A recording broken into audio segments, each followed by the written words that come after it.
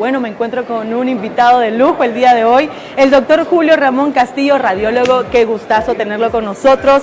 Gracias. En breve, bueno, ya pasó su conferencia, que de hecho estábamos comentando tras de cámara que el 90%, lamentablemente, la población mundial presentará dolor lumbar.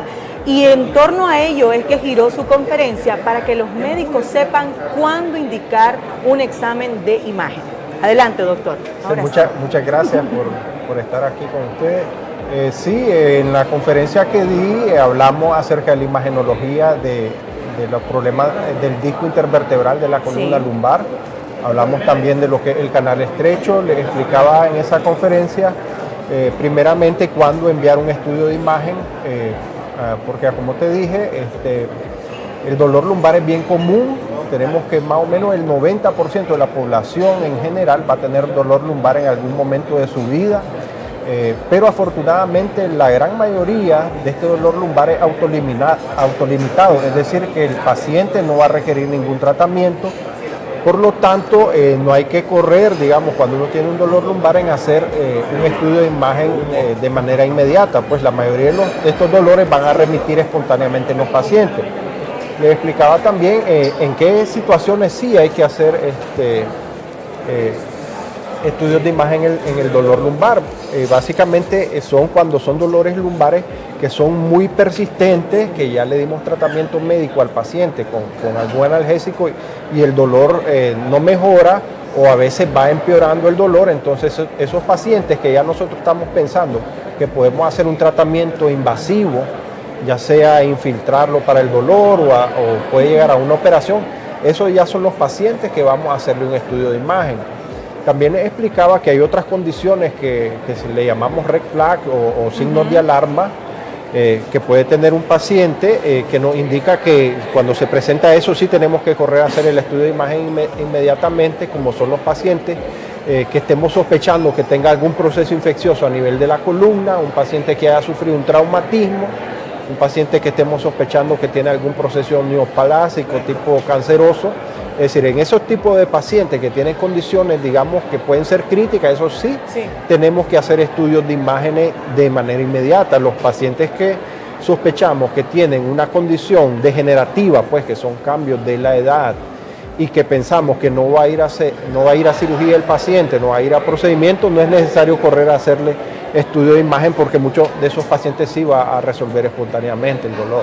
Es que muchas veces, doctor, el dolor lumbar se tiende a confundir también con otros malestares. Otros dicen por los riñones, otros dicen es porque hice un ejercicio muy pesado en el gimnasio, o también tiene que ver lógicamente con la edad, y es por esa razón lo esencial de que las personas que escucharon hoy su conferencia sepan cuándo indicar un examen de imagen. Sí, en la población en general la gente a veces confunde mucho lo que le duele a la región lumbar con un problema renal, ¿verdad? Esa es la costumbre. Igual eso lo vemos diario en la consulta, que llega el paciente que le duele la espalda y dice que me duelen los riñones.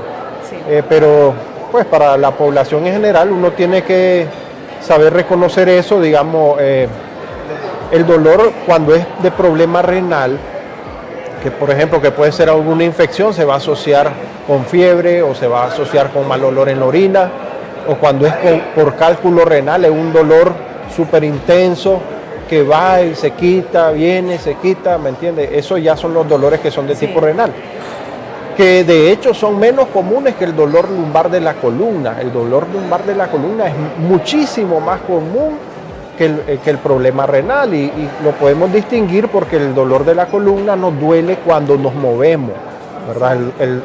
Cuando hacemos movimiento de la columna, pero el dolor de los riñones, como le digo yo a mis pacientes, es decir, vos te pones a como te pongas y el dolor va a estar igual, pues, y el de la columna responde a un cambio según la posición del paciente. Ahora hay algo que no nos vamos a salvar y es la edad, o sea, vamos a envejecer, y creo que tiene que ver mucho este porcentaje, ¿no? El 90%. Sí, eso que mencionás es bien importante, me parece interesante que hayas dicho eso, porque la edad, igual le presenté en las conferencias, la columna se comienza a degenerar a partir de los 25 años, ¿ya? Desde los 25 años comenzamos a envejecer de la columna. Les presenté una diapositiva también donde yo les presento estudios donde pacientes pueden tener de 20 años un porcentaje grande de pacientes, podemos hablar hasta el 30%, ya puede tener cambios degenerativos en la columna a los 20 años, ¿verdad? Eso no quiere decir que tengamos que hacer algo, ¿ya? Esa diapositiva que les presenté, es decir, eran de pacientes asintomáticos que no tenían ningún problema, que le hicieron estudio de la columna y que encontraron eso, ¿verdad? Que desde bien joven uno puede tener problemas de la columna y ya con la edad, conforme vamos avanzando, digamos, la gente de 80 años tiene de todo tipo de problemas de la columna en porcentaje altísimo, pero no necesariamente quiere decir que vamos a hacer algo. Es decir, muchos de esos cambios son cambios de envejecimiento y aunque lo miremos en estudio de resonancia magnética, no quiere decir que vamos a tratar a esos pacientes, porque hay que recordar que nosotros tratamos pacientes y no tratamos estudios, pues no tratamos placas, no tratamos resonancia, es decir, el paciente puede tener un deterioro en un estudio de imagen importante, pero si el paciente no anda un síntoma que sea significativo, no necesariamente quiere decir que tenemos que darle tratamiento. ¿Quiénes están propensos? Hay personas con enfermedades crónicas y encima tal vez no hacen ejercicio, están propensos a tener este problema óseo. Sí, bueno, los problemas degenerativos puede darle a cualquiera. Hicieron un estudio para tratar de determinar qué factor está más relacionado con el deterioro de la columna y el factor principal es la genética de las personas, ¿verdad? Es decir, si nuestros familiares nos heredaron sus genes de tener un problema de columna, ese va a ser el principal factor que influye, ¿verdad? Eso es y de ahí hay otros factores que son importantes también, como es, por ejemplo, el sobrepeso. Ya no es lo mismo una columna que está cargando, digamos, un peso normal a una columna que está cargando un peso exagerado. Sí, conozco un caso a propósito de eso que habla, doctor, de un muchacho que levantaba pesas, pero aquí es el problema cuando queremos exagerar y queremos ver cambios inmediatamente. Levantó demasiado peso acorde a su altura y a su peso, ¿verdad? Y quedó con problema lumbar. De hecho, es una persona que no puede ni cargar a su bebé. Entonces, estas personas también, que aparte hacen ejercicio, pero es muy exagerado, se pueden fracturar la columna, pueden tener este problema. Así es. De hecho, ahorita que estás mencionando lo del levantamiento de pesas, es decir, la gente que va al gimnasio y los físico-culturistas saben perfectamente quién es Ronnie Coleman. Ronnie Coleman es el físico-culturista que ha ganado más los Mr. Olympia, es el mejor de todos los tiempos, ¿verdad? Todo el mundo sabe, es increíble ese hombre.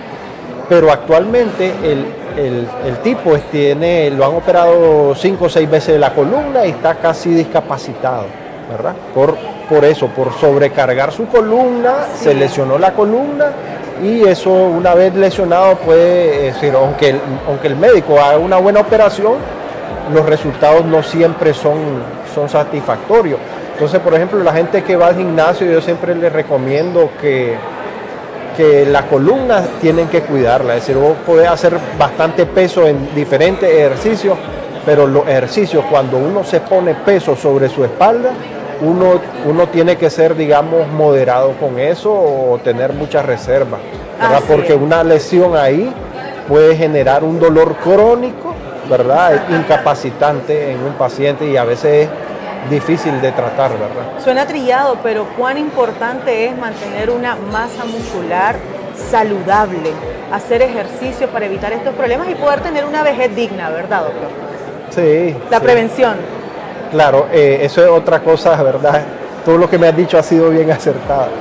Es decir, la columna tiene soporte, ¿verdad? Lo que nos soporta la columna son los músculos, ¿verdad? No es lo mismo tener una columna que tenga soporte fuerte, es decir, músculos fuertes que le ayuden a soportar esa carga, a tener una columna con unos músculos débiles atrofiados, ¿verdad? La columna con músculos débiles atrofiados es una columna que va a tener, va a ser más propensa a que tenga lesiones. En cambio, una columna rodeada de una musculatura fuerte va a ser una columna que se va a preservar mejor. Tremenda información. Sí. Muchísimas gracias, doctor. Lo felicito por esa conferencia que brindó. Gracias por su valioso tiempo también y poder conversar conmigo al respecto. Un placer conocerlo.